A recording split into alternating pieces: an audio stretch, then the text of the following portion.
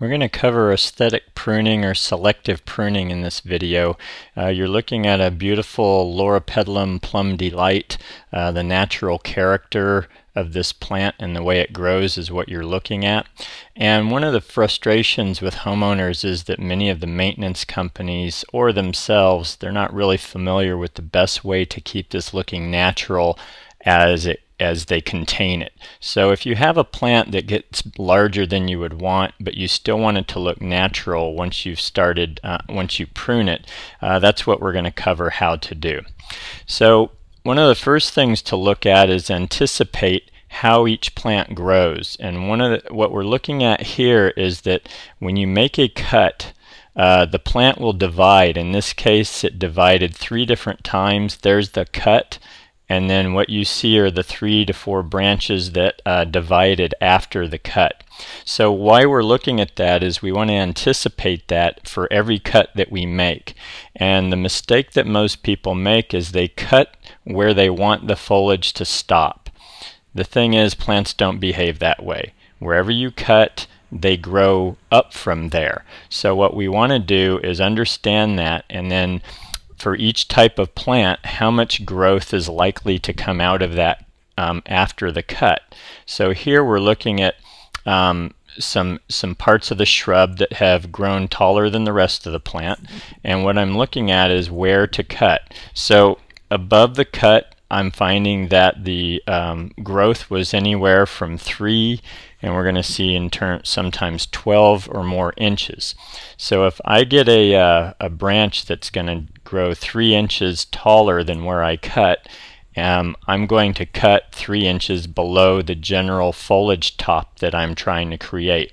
Here we have a big mass of Raphiolepis, and I'm trying to lower the whole canopy about 6 to 12 inches depending on what part of the plant I'm dealing with. So I'm making pretty deep cuts on these. Some of them are as deep as 12 inches below the canopy where I want it to end up. And that's essentially what selective pruning is. When you understand what the plant's going to do, you anticipate it. And as you can see here, I'm cutting very deep into the plant. The interesting thing to me, though, and this is what I like about this method, is that you can't tell looking at the outside of the plant where I've done any of the cutting.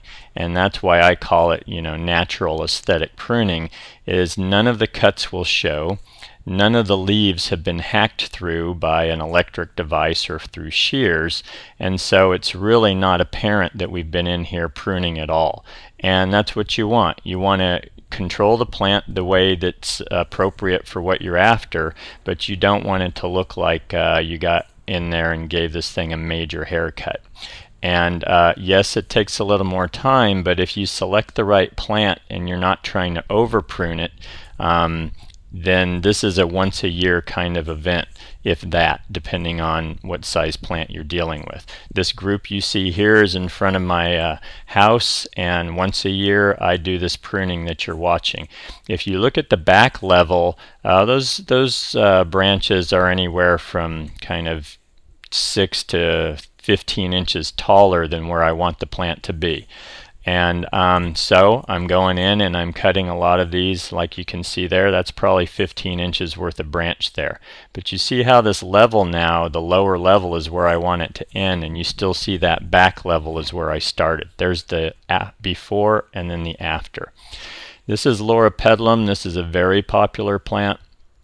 There's a whole pruning video on this one as well, and you're going to see here this is a little more loose and open in terms of its feel compared to the Raphiolepis, but the same methodology applies. I'm cutting way down below, but I'm removing anywhere from 2 to 3 feet branches in some cases.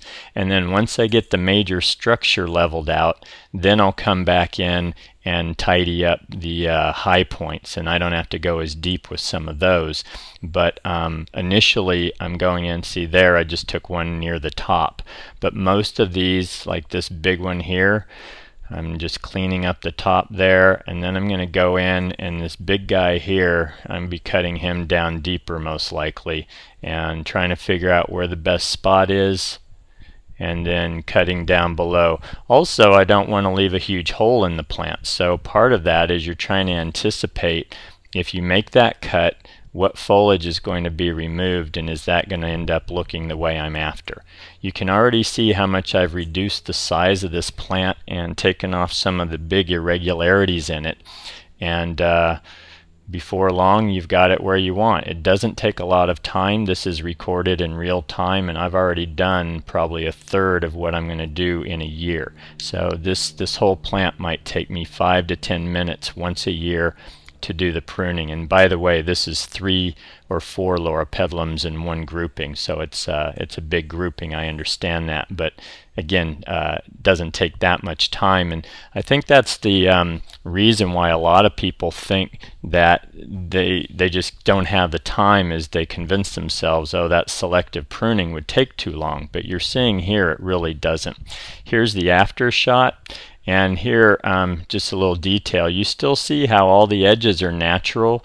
This has kind of a layered effect naturally for this plant, and you cannot tell any of the areas where I've done my cutting, and yet I've reduced the foliage mass by probably 20% and tidied up the plant so that it ends up looking like you see here in this photo. It'll grow back out of that and has this beautiful natural shape. So that's how we do selective pruning. Not that complicated. Just anticipate what the plant will be doing after you make your cuts. Make those cuts below the foliage level, and you'll end up with a beautiful natural looking plant.